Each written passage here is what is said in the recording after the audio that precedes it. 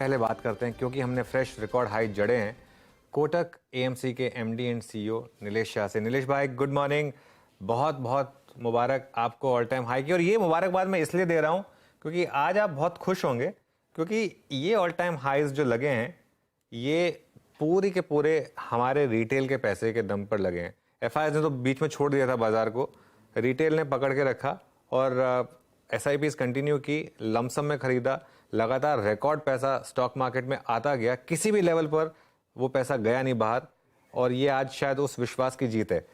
आपका क्या व्यू है? धन्यवाद अनुज भाई, आपको और सीएनबीसी आवाज के सारे दर्शकों को ऑल टाइम हाई निफ्टी की शुभकामनाएं। मतलब अनुज भाई, आपने जो कहा उसी चीज को अगर मैं दोहराऊं तो ये था कि पहले एक जमाने में जब मार्केट गिरता था तो हम लोगों को फोन करके कहते थे डरिए मत, इंडिया ग्रोथ स्टोरी अच्छी है, निवेश करते रहिए। उम्मीद उस वक्त यही थी कि लोग पैसा नहीं निकाले और कुछ समझदार लोग थोड़ा बहुत पैसा दे दें। आज सिचुएशन पूरी उल्टी हो गई है। जब मार्केट गिरता है लोग हमें फोन करके कहते हैं नीलेश भाई घबराना मत, इंडिया ग्रोथ स्टोरी अच्छी है, हम लोग पैसे भेज रहे हैं, ये गोरे लोग को खाली कर देना, डरना मत, पीछे मत हटना। तो यही बस बदलाव हो चुका है भारत की मार्केट में कि रिटेल निवेशकों की मैच्योरिटी की वजह से आज market all time high level पे खड़ा है।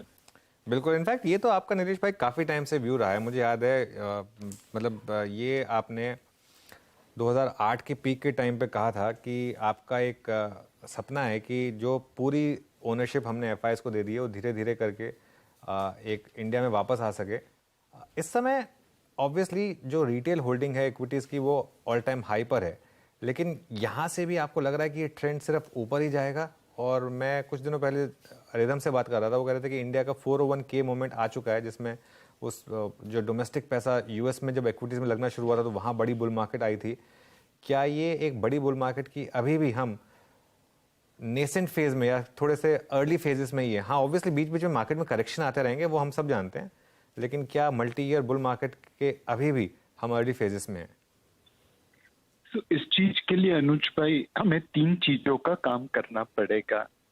एक, हमारी अर्निंग्स ग्रोथ दुनिया के बाकी देशों के सामने बढ़िया रखनी पड़ेगी, बिकॉज हम दूसरों से प्रीमियम वैल्यूएशन पे ट्रेड करते हैं। दूसरा, हमारा गवर्नेंस स्टैंडर्ड ऐसा होना चाहिए कि लोगों को पैसा लगाते झिझक नहीं हो, डर नहीं लगे। और तीसरा, हमारी इकोनॉमी का ग्रीन ट्रांसफॉर्मेशन ऐसा होना चाहिए कि लोग फक्र करें।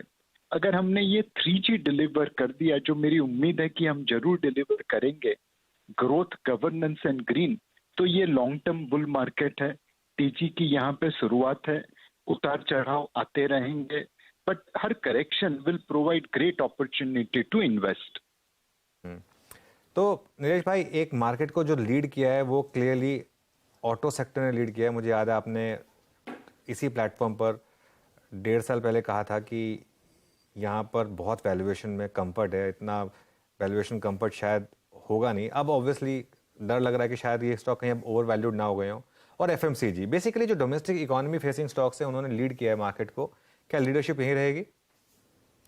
नहीं अनुज भाई, लीडरशिप हमेशा बदलती रहती है और जैसे पूनम के बाद अमास आती है वैसे हाई वैल्यूएशन के बाद एक कंसोलिडेशन आना जरूरी है।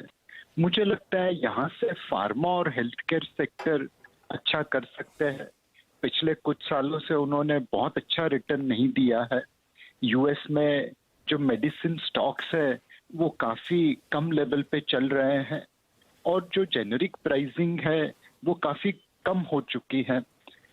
यूएस एफडीए भी इस बात से बरकरार है और इसलिए जब वो अब क्वालिफिकेशन या रिजर्वेशन देते हैं, नोटिफिकेशन देते हैं, तो प्लांट को बंद करने की जगह पे कम कैपेसिटी यूटिलाइजेशन पे चलाने को बोलते हैं।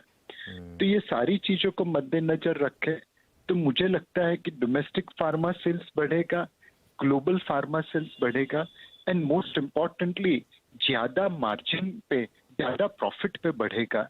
तो ये सारी चीजें फार्मा सेक्टर के लिए बहुत लाभकारक होगी।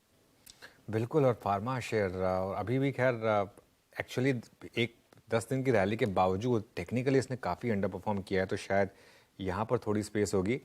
क्या सेम लॉजिक आईटी के लिए लगेगा या अभी नहीं? अभी एक बार इस क्वार्टर के नंबर्स देख लें, यहाँ पर यूएस का अभी भी थोड़ा रिस्क है। अनुज भाई, आईटी के ऊपर उतनी समझ नहीं आ रही है।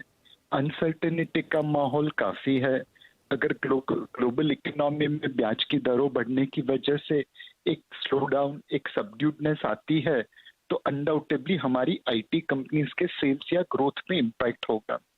अगर वो पड़ाव पार कर लेंगे तो एआई और मशीन लर्निंग की वजह से हमारे कितने आईटी जॉब्स के ऊपर इम्पैक्ट आ सकती है, उसके ऊपर ध्यान देना पड़ेगा।